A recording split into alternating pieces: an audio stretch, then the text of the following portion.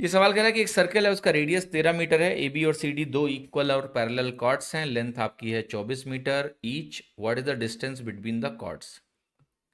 देखिए एक बात का ध्यान रखना कि अगर आपके पास सर्कल है तो सर्कल में क्या चीज होती है कि सर्कल में अगर दो कॉर्ड पैरेलल हैं, देखो यहां पर बोला गया ना पैरेलल कॉर्ड, दो कॉर्ड्स अगर पैरेलल हैं, अगर दो कॉर्ड्स आपके पैरेलल हैं और इक्वल हैं, तो वो सेंटर के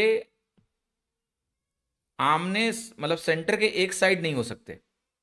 ये बात आपको ध्यान रखनी है कि सेंटर जो हमारा होगा उसके एक ही तरफ दो कॉर्ड बराबर हो ही नहीं सकते, वो भी पैरेलल कॉर्ड्स कभी नहीं हो सकते बराबर।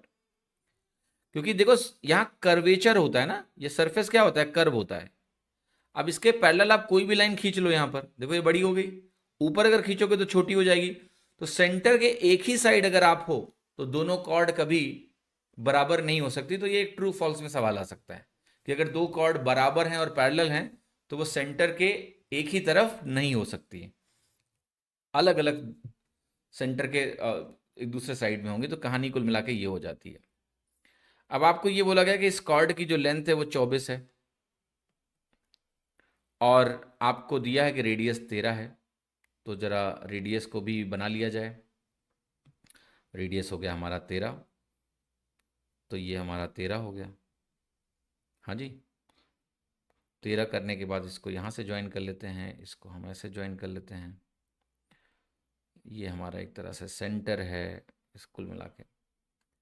अब देखो ध्यान से आप, ये तो 90 डिग्री बनता है सेंटर से, सिमेट्री है, सब कुछ कहानी आपको पता है।